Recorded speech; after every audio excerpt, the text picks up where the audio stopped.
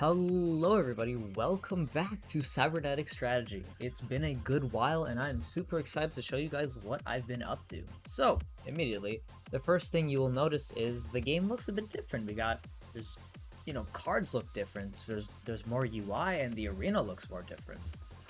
Yeah, for the first thing is you'll notice the arena. The arena was done by Josiah Hammer. I will have stuff showing on the screen right here. He is an absolutely amazing, talented artist, and he made a super cool arena. I'll link it in the description to his art station, all that stuff. Please check him out. He is awesome. And then second off, what have I been doing? So for the last while, I've spent doing a visual and quality pass on all units. You can notice a lot of the cards, they look a lot better, they're posed better, they're cooler looking, and we've been doing a quality pass on all the units, made the game prettier, and especially worked on every unit having that fantasy, especially for their cost. So especially higher cost units. And that's what I want to show you today. And yeah, most importantly, all 85 units, so our roster is 85 units, are all done. And I'm very stoked about that. I've been doing also some work on like the networking with Steamworks and some modes I want to set up the client, all that stuff, but that stuff will be get into for the future. But I do want to show you some of the units that I've described because I think that's the most exciting part. Before we get into the units, I want to showcase the new items that we have, because items weren't a thing before. Now we have a bunch of items with different tiers that all do fancy different things.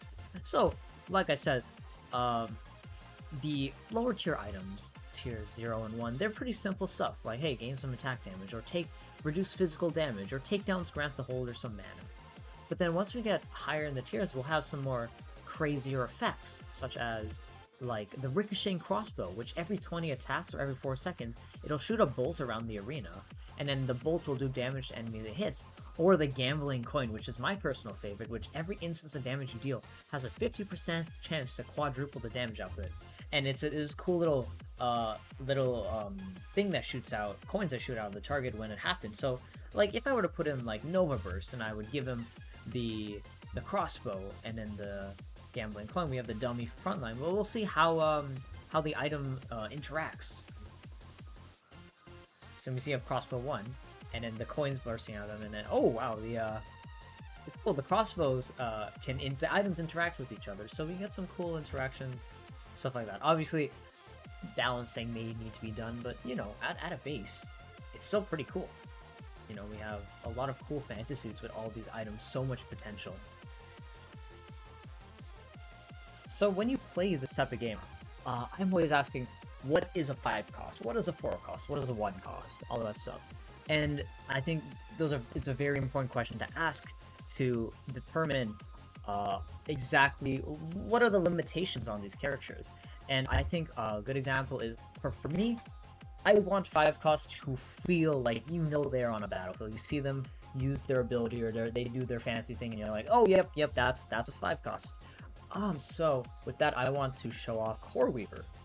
I set Core Weaver here to cast immediately on, when the combat starts. But basically, Core Weaver has a special trait called the Overmind, and doesn't move, doesn't auto attack, and they have a really cool visually looking ability where they set the arena on fire and they start firing off laser beams and all that stuff a bunch of times. And it's a pretty simple ability to understand. But I think for the sole purpose, have some gameplay running here. You can tell, like, yep, that's a 5 cost. Or we can look at RNG, who is a completely RNG-based unit with so many different possibilities of things that could happen between card rolls, different abilities, and so many different outcomes that can happen, all with these cool little card fantasies. They have 3 different abilities between a card show, card flurry, and a card wave, and then there's a bunch of different outcomes based on the dice roll that secondary effects that each ability can have. And I think it's a pretty cool, funny little attack caster fantasy. Or if you want a boogie, look no further than Soul Sync. Soul Sync will summon a disco wave on the arena, which is impossible to miss, and then a bunch of disco balls to do damage over time and surround your enemies. And even better, he has a cool thing called Boogie Wonderland, which every 5th cast, the entire arena gets turned into a disco floor, and every unit is forced to dance, including allies. So, yeah, pretty cool. You know, talking about trying to make tanks fun, here's Rotora, one of the premier 4 costs for the Godcrafted trait. Rotora spins in a circle around the enemy and then jumps and then does a big ballerina spin, really expressing that flamboyancy. You know, pretty simple way of making a fun but tanky feeling 4 cost. You know, they do that cool flips, that cool VFX, and then they really go ham. They heal a bunch, they deal some damage, and pretty fun. Or even simple 1 costs like Auto Shock, who are super duper simple, where all they do is their attacks are replaced with a Gatling of shots, but visually it looks pretty fun. And when paired with a bunch of attack speed, especially from this item, Mechanical Minigun, which grants stacking attack speed, the fantasy of that 1 cost going just haywire is super duper fun. You see all those bullets flying, and on top of that, their Trade Workshop allows you to upgrade their abilities. So, you know, there's a fun little fantasy there. Speaking of the workshop trait, though, I do want to show it off because it's pretty cool. So it's a simple summon trait. It includes it's 2 1 costs and a 2 cost, Patch, Auto Shot, and Bolt Jaw. And basically, it starts off. You get this little clank, this little person. They shoot some little electric beams, and every single round. So the more every single round, the units feed like these little bolts to Clank, and then every single time Clank gets like bolts, they get some more health, some ability power. But the fun part is when they accumulate enough bolts, they become the Clank mech. So then become instead this giant mech.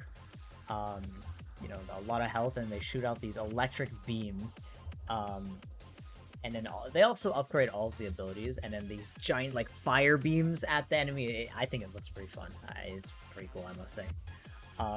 Yeah, so stuff like that is like how I've taken the approach of quality of like, hey, here's your little baby you can train up to be this cool, incredible monster, and I think it's pretty fun. But I could go on and on about all the fancy new additions, but I just want to keep it brief.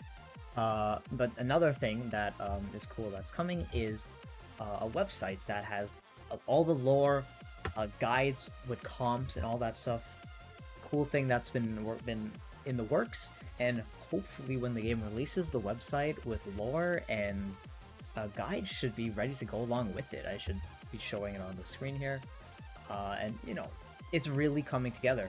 And I'd say the next course of action is to finalize the actual, like, you know, the 8-player stuff, which, you know, we have, or I have stuff that I've been doing. I also have been trying to do a fun little 1v1 mode. So, you know, that's the more technical, really big networking system stuff that I have to tackle. But once I do, you know, it'll be great. It'll be great. I really hope it'll be great.